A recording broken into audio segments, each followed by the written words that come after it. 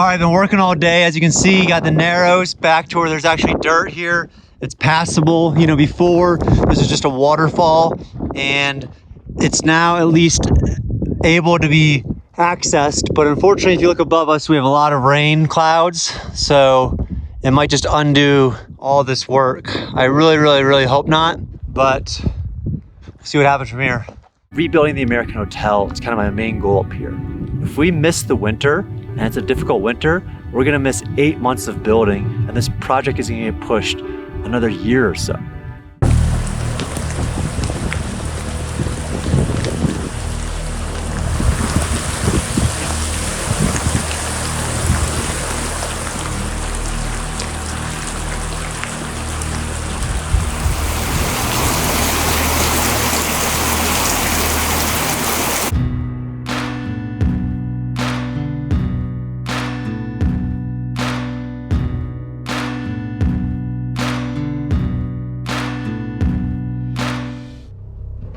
Well, as you can see, it's raining again right after the county just fixed the road. You can see some ruts in the road here. A little further down, it gets worse. Pretty much a bummer because once again, we were just ready to pour. So I remember that night just wanting to go to bed. You know, there was no like energy left, it felt like, rather than just curl up, hear the sound of rain on the tin roof and just call it a year, really is what I wanted to. And it was especially cruel because I remember during the heaviest part of the rain, it was this localized storm just over the town. You know, I was texting some friends that were down in Keeler and it wasn't even raining down there. So it reminded me so much of the Truman Show, you know, where he's standing under this small stream of rain and he runs over here to get away from it and the small stream comes just over him. It very much felt that way here. And I remember I woke up the next morning, you know, and really didn't know what to do outside of just go and inspect the damage. You know, I still had that brief hope that, hey, maybe it wasn't as bad as the last time. Well, a little bit down and it's not looking great. I remember being here, seems like just yesterday, dumping buckets and buckets of dirt on top of this. It's kind of washed out. We're not to the narrows yet. That's gonna be the real test, but if it's already that washed out there, we'll see. And it doesn't seem like it's gonna stop anytime soon, so, oh well.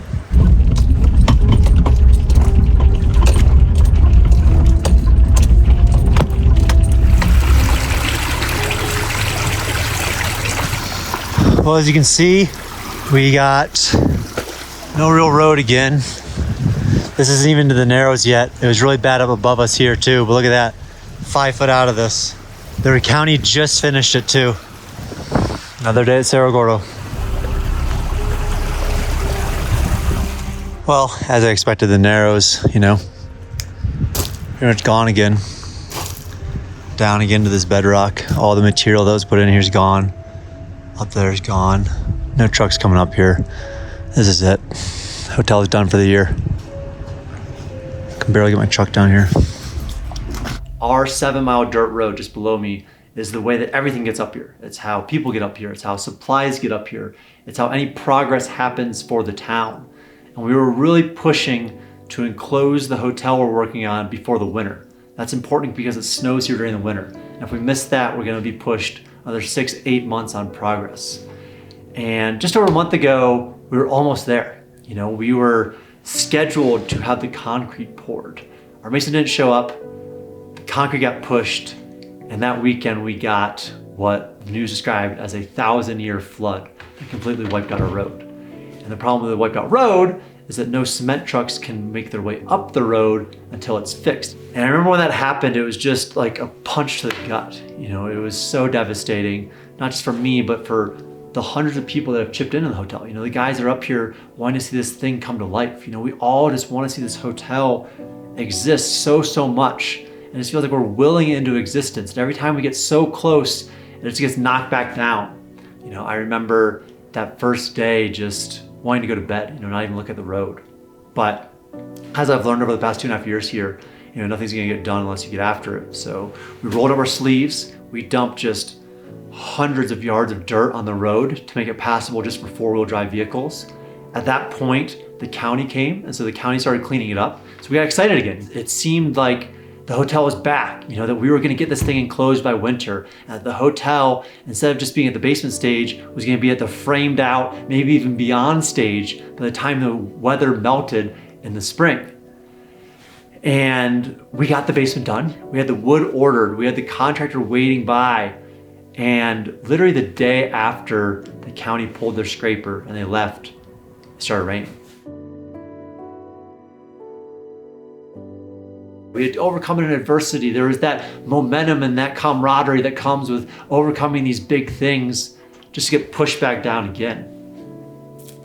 But at the end of the day, all you really control is your effort. And so luckily these days I have a great group of guys up here. There's Phil, there's Trevor, there's Scotty, and a huge shout out to Kubota. Kubota recently gave us a skid steer, they gave us a mini excavator, as well as one of their little RTVs. And we got to work. So we've been fixing the road. It's pretty bad, really deep rut going through the middle, but trying to get it as good as possible. We've been working on it for a couple days already, but it's definitely at least 2 more days, I would say, until it's completely finished. But it's not gonna be perfect either. Like, we're gonna need a grader for that. So we're just gonna be able to get it as good as we can and hope that it's good enough. Just working on the road? Yeah, I got the excavator. We got the blade on there, so it kind of works as a grader. So everything that Trevor's been filling in, I've just been going over with the scraper, kind of evening it out. Yeah, hopefully we'll be done by today-ish, but we'll see. My goal for the last couple of months has been to enclose the hotel by the time the winter hits so that we can work inside of the hotel throughout the winter. I'm not confident that that'll happen anymore, but again, what else are we gonna do but try? The county gave a timeline of 2 to 3 weeks this time, so we'll see how long they take to get out here. Seems like we're just running our head against the wall over and over and over again those last few months, but we're gonna keep working on it. Big shout out to Kubota. These things came at amazing time. We don't have the big excavator like we did when Dave was here, but these things are getting the job done too. And we're gonna make this road passable.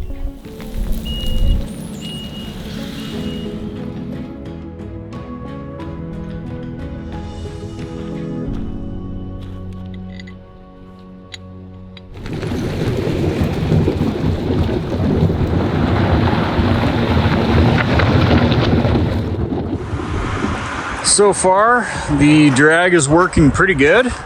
Truck's complaining a little bit because these things are so big and heavy, but it's actually smoothing out the road quite a bit. So I'm gonna keep doing this, a few more passes, and hopefully we get the bottom of the road here looking more like the top of the road.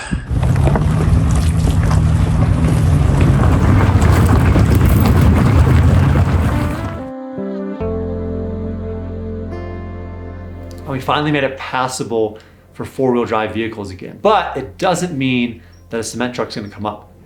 For a cement truck to make it up this road on a good day is difficult. This road is a 7-mile dirt road where you're increasing 1 mile in elevation throughout it. And so the road needs to be about as pristine as it can be. And it's just never gonna get there with us using a small skid steer and a mini excavator. So at this point right now, we need the county to come out here. We need the county to grade it, to smooth it, to dump some more fill in areas that we weren't able to get any fill into in order to make it good enough to hopefully then convince the concrete company to come up here with their trucks, pour the final bit of cement around the basement so we can finally start framing this thing. And I think for me, over the last few weeks, as I've been thinking through how to handle all of these things, I find some comfort in history. And I find some comfort in other people that have been obsessed with long-term projects. This isn't the first time that a flood has ever happened in this area. And this isn't the first time that a natural disaster has put pause to people's plans. It can always be worse.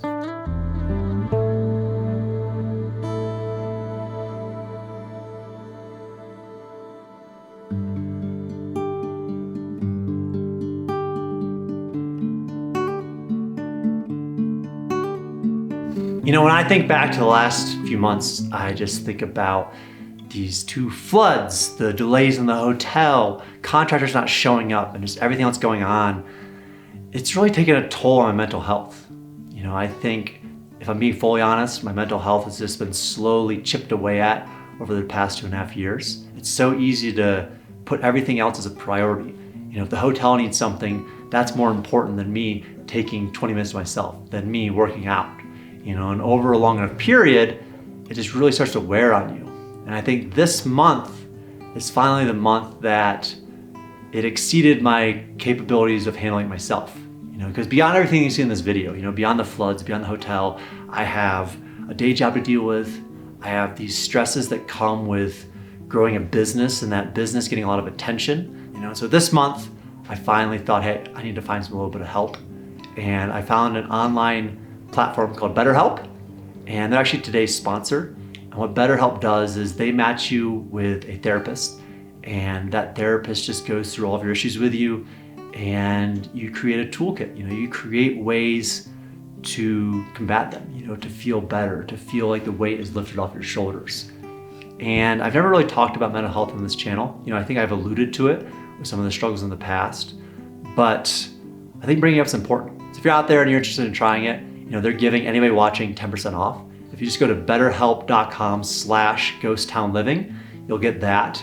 And so if you're out there, again, working on a project, just know that you're not alone. You know, these things do take their toll, and sometimes you just need a little bit of help. And that, for me, is what BetterHelp has been there for. So I hope you guys check it out. I hope you guys feel, you know, that you're not alone if you are going through it. And if I can be of any help as well, always feel free to reach out to me.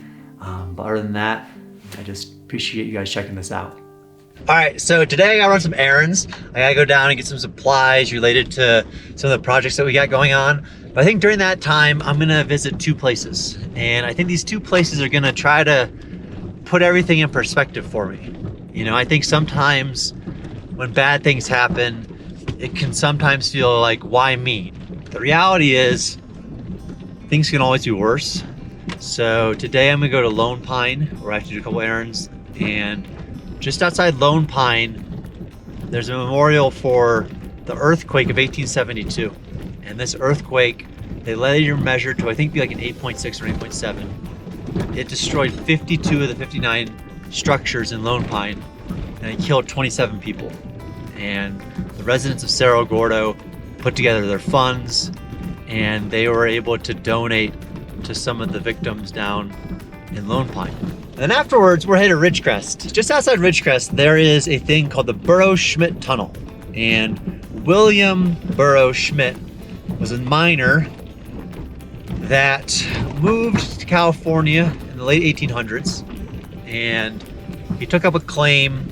And around 1900, he started this project where he wanted to bring ore through a mountain instead of going around the mountain. Now, this mountain was thick. It's about a half a mile that he would have to burrow through to get to the other side. And he started this in 1900. And by 1920, it was determined that it was no longer useful. You know, they made another pass around. So the tunnel that he was building was for no good. And Schmidt decided, I don't care. You know, at that point, it had become an obsession. It had become a project that he wanted to complete. So he worked for another 18 years, 38 years in total, to get to the other side. And when he got to the other side, you know, I imagine him breaking through, finally seeing light, you know, streaming through after literally digging through a mountain. And then it said that he moved like 6,000 tons of solid granite with wheelbarrow during that time. I think it's just a reminder that you can assign purpose to what you want to, you know? And if you've ever worked on a massive project, if you've ever felt that level of obsession, then you can resonate. And so I really want to try to go to this tunnel today and sit there and just try to put myself in the mind of what Schmidt might have been thinking of.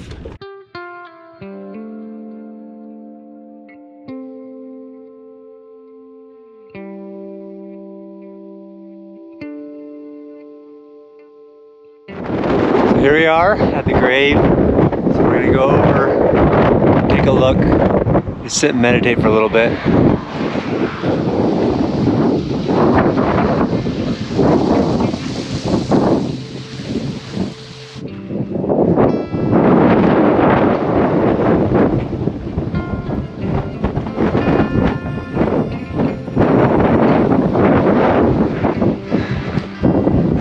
So it says, disaster in 1872. On the date of March 26, 1872, an earthquake of major proportions shook Owens Valley and nearly destroyed the town of Lone Pine. 27 persons were killed. In addition to single burials, 16 of the victims were interred in a common grave enclosed by this fence.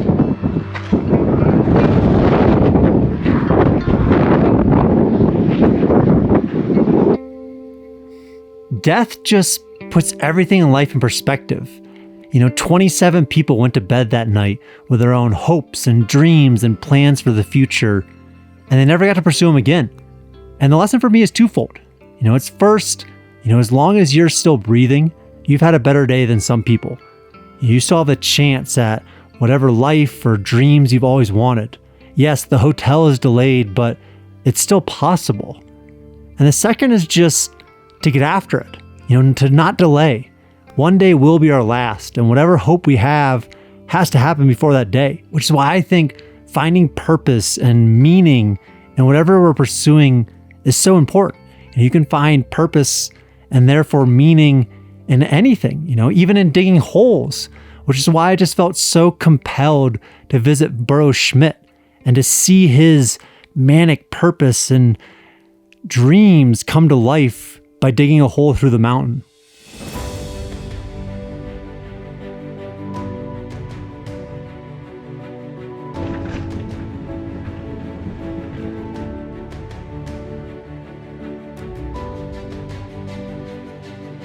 All right, so I'm out here at Burro Schmidt's cabin before the tunnel. I haven't seen the tunnel yet, but I'm trying to imagine just him, it's 7 a.m. He's on his 15th year of just hitting raw steel against rock. And he wakes up, he's sore, he hit his thumb the day before, it's bleeding still, yet he still gets up, fully knowing that this tunnel is of no commercial use. And then he trudges into it. You have to imagine by the end, he has a half-mile walk back into this tunnel to even begin. But still, day after day, 38 years, he gets up without anybody telling him, and he goes to work. And it's just this feeling that resonates with so much. Today almost felt like a pilgrimage. It almost felt like I had to come out here to almost feel the essence of what this man was.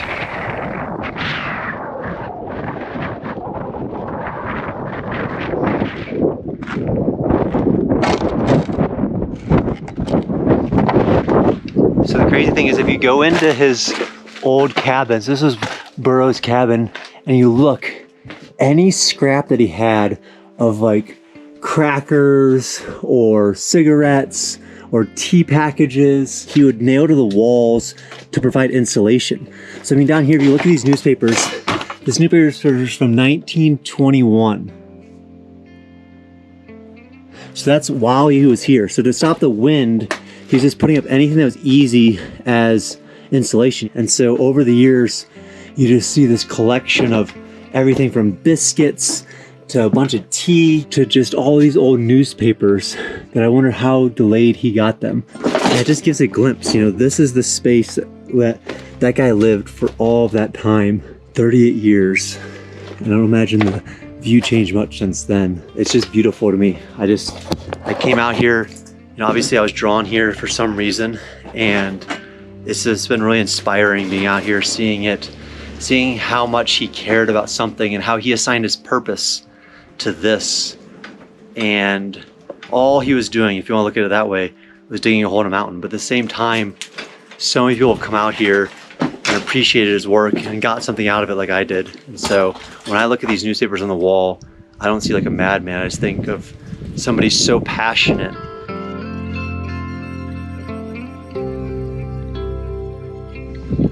All right, so we're here, the main event.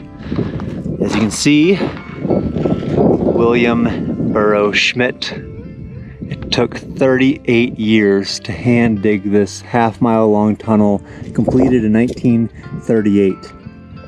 He was born in 1871, died 1954. So he was working on this while Cerro Gordo was still active. And so with that, I think it's time to go in there, see what he spent his life doing.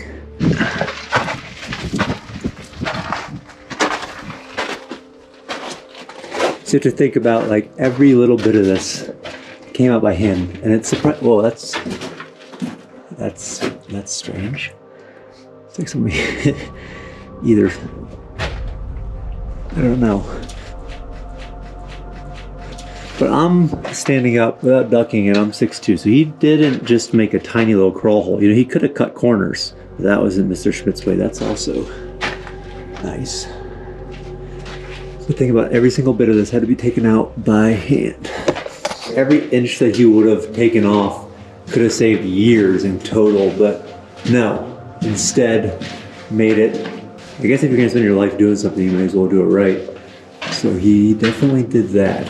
It's nice and spacious. And so here, you see that he's getting to the other side, and the tunnel is a lot shorter. Maybe it was 40 years of digging out a tunnel that shrunk him. I can try to imagine like his feelings now, you know, where he's sensing that he's getting closer. You know, what day will be the day that he literally breaks through to the sunlight? Because you have to imagine, before this hole was here, it was pitch dark in here. So he was just thinking, you know, like, am I there? Am I there? And then one day, he emerged. And he'd done it. He dug his way by himself through a mountain. Can you imagine first day when that swing of the pickaxe would have brought light into this dark dungeon for the first time? And then finally he would have crept out, and that would have been his view. And he would have made it to the other side.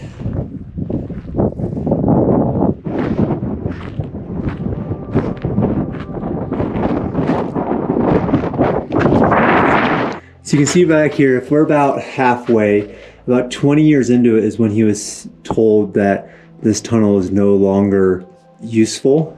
And so he would have seen that little light each day. You know, he only had candles, and he had to make the decision. Do I just call this my life's work, or do I get to the other side? And he kept going, you know, so for another 18 years, he woke up every day, looked at rock like that, and chipped away at it for 18 more years, 38 years. It's almost too much to think about. But he did it. He burrowed through the mountain. And now, over 100 years later, still drawing people to his work. And that is it. That was a tunnel dug by a man named Burro Schmidt. Legend, if you ask me. Beautiful.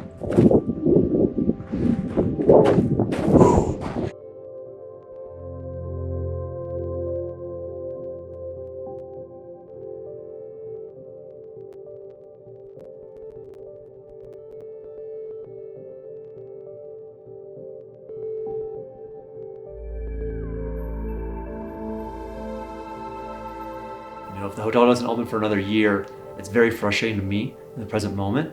But over a long enough timeline, you know, if you're here for decades, it's doable. At the end of the day, I'm still here. You know, I still have the ability to continue working on the hotel. I'll still work on the hotel for as long as I possibly can.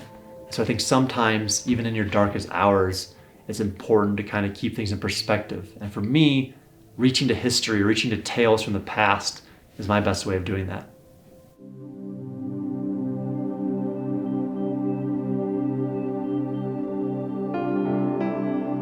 You know, I'm sitting back here at Cerro Gordo, and I just took a ton away from that Burro Schmidt visit.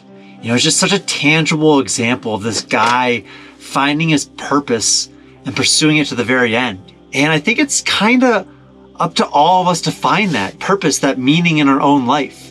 And it doesn't have to be something that's prescribed to us. It could be digging a hole in a rock.